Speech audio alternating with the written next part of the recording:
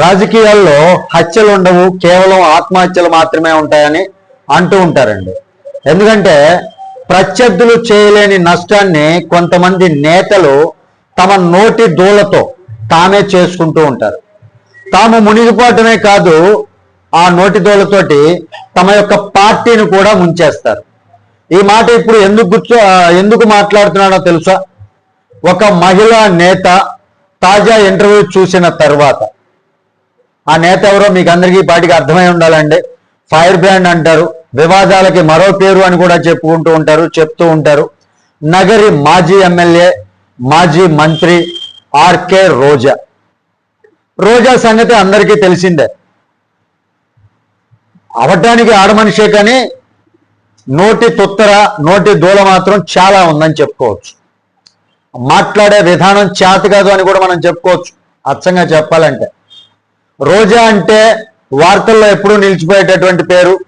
రోజా అంటే వివాదాలు, రోజా అంటే కాంట్రవర్సీ.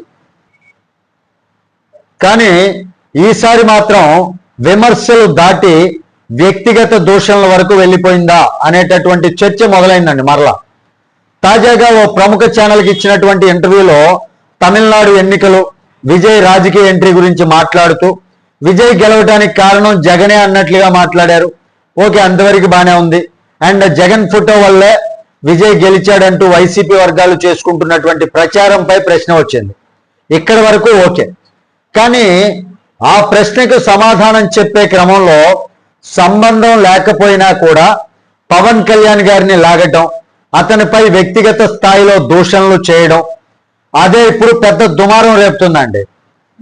జనసేన కార్యకర్తల్లో చాలా కోపాన్ని రగిలించినాయి ఆ మాటలు. రాజకీయంగా విమర్శించవచ్చు, అది ఎవరైనా చేసేటటువంటి పనే. ఒక నేత మరో నేతను విమర్శించడం అనేది కామన్ రాజకీయాల్లో.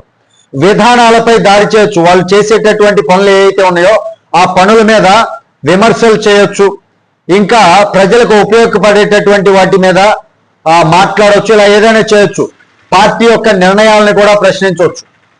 కానీ ఎత్తి కుమ్మేశారు, ఎత్తి తన్నారు లాంటి పదజాలంతో లక్షలాది మంది ఓటర్ల నిర్ణయాన్ని అవమానించేలా మాట్లాడితే అది రాజకీయ విమర్శ అనిపించుకోదండి. అసలు రాజకీయ విమర్శే కాదు, అహంకారంగా కనిపిస్తుంది అంటున్నారు చాలా మంది.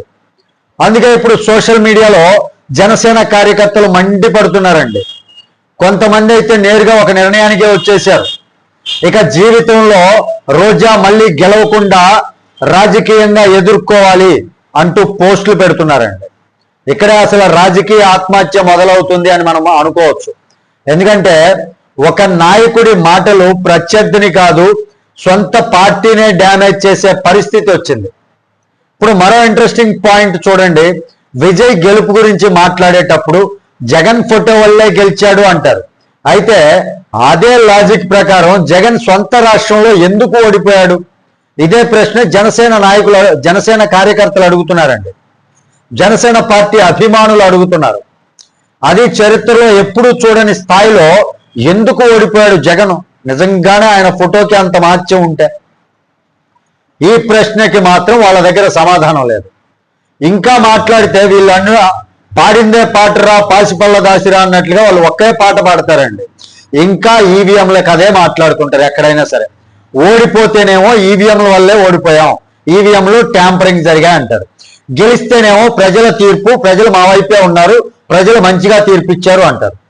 అదే సమయంలో తమిళనాడులో స్టాలిన్ వంటి నేతలు గెలిచిన ఈవీఎంలపైనే, ఓడినా ఈవీఎంలపైనే అని చెప్పినటువంటి మాటలు కూడా ఇప్పుడు వైరల్ అవుతున్నాయి. మరి ఇంకెందుకు అదే పాత స్క్రిప్ట్ మాట్లాడటం? ఇక రోజా విషయానికి వస్తే మా హయాంలోనే రోడ్లు బాగున్నాయి. రోజా మాట్లాడే మాటల్లో ఇక రోడ్ల విషయానికి వస్తే మా హయాంలోనే రోడ్లు బాగున్నాయి అనే కామెంట్లు కూడా సోషల్ మీడియాలో సెటైర్లకు కారణమయ్యాయండి. ఎందుకంటే ఆంధ్రప్రదేశ్ రోడ్ల పరిస్థితిపై అప్పట్లో వచ్చినటువంటి వీడియోలు, మీమ్స్ కావచ్చు, పేపర్ క్లిప్పింగ్స్ కావచ్చు, ఇప్పటికీ ప్రజల ఫోన్లోనే సేఫ్గా ఉన్నాయి. ఆల్రెడీ ఇంతకుముందు వీడియోలో చాలాసార్లు మాట్లాడాను, ఇంతకుముందు గత కొన్ని వీడియోస్గా. ఇది సోషల్ మీడియా జమానా. మనం మర్చిపోవచ్చు కానీ గూగుల్ మర్చిపోదు. ఫొటోస్ ఉంటాయి, సేఫ్ అయి ఉంటాయి, సోషల్ మీడియాస్లో సర్క్యులేట్ అవుతూ ఉంటాయి. మనం ఏదో నోటుకొచ్చిన బూత్ పదం లాగా నోటుకొచ్చినటువంటి మాట మాట్లాడితే జనాలు నమ్ముతారు అనుకోవటం పిచ్చి పని, అంతకన్నా పిచ్చితనం మరొకటి లేదనమాట. ఎందుకంటే రోజా మాట్లాడుతూ రోడ్లో తమ హయాంలో సూపర్ అని చెప్పారు. ఎక్కడికి వెళ్తాయి? పాత క్లిప్పింగ్స్ ఉన్నాయి, మీమ్స్ ఉన్నాయి, సోషల్ మీడియాలో వైరల్ రీల్స్ ఉన్నాయి, ఇప్పటికీ ప్రజల ఫోన్లో సేఫ్గానే కొన్ని చోట్ల ఉన్నాయి. అందుకే ప్రజలు ఇప్పుడు ఒక మాట అంటున్నారండి, నాయకులు మాట్లాడేటప్పుడు మర్చిపోతారేమో, గతం మర్చిపోయి మాట్లాడతారేమో, కానీ ఇంటర్నెట్ మాత్రం ఎప్పటికీ ఏ విషయాన్ని మర్చిపోదండి. ఇలా కొడితే అలా వచ్చేస్తాయి అన్నీ కూడా. ఇక ఇక్కడ మరో ట్విస్ట్ ఏంటంటే బండారు సత్యనారాయణమూర్తి గారి పాత వీడియోలు మళ్ళీ బయటికి రావడం. అప్పట్లో రోజాపై చేసినటువంటి వ్యాఖ్యల కోసం ఆయన్ను తీవ్రంగా విమర్శించారు, సినీ నటీమణులు కూడా స్పందించారు. మరి ఇప్పుడు అదే వీడియోలను జనసేన వర్గాలు వైరల్ చేస్తూ ఉండడంతో వైసీపీ వాళ్ళు తిరిగి ఆయనపై మండిపడుతున్నారనమాట. అంటే ఇద్దరు హీరోలు కొట్టుకుంటే మధ్యలో కమెడియన్ మీద పడినట్లు అయిపోయింది పరిస్థితి.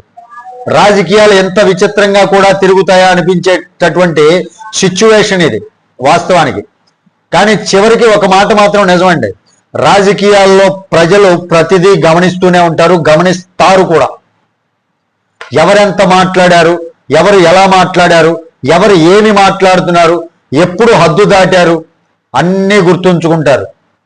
విమర్శలు ఓటు తెచ్చి పెట్టొచ్చు, కానీ అవమానకరమైనటువంటి భాష మాత్రం వ్యతిరేకతను కూడా తెచ్చి పెడుతుంది, అది గుర్తుపెట్టుకోవాలి.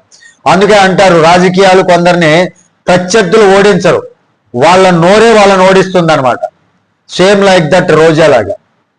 మరి దీనిపై ఈ విశ్లేషణ మీద మీ అభిప్రాయం ఏంటి? వీడియో కామెంట్ రూపంలో తెలియజేయండి.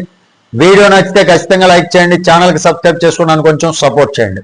తిరిగి మరొక వీడియోతో మీ ముందుకు వస్తాను. అప్పటి వరకు సెలవు. జై హింద్.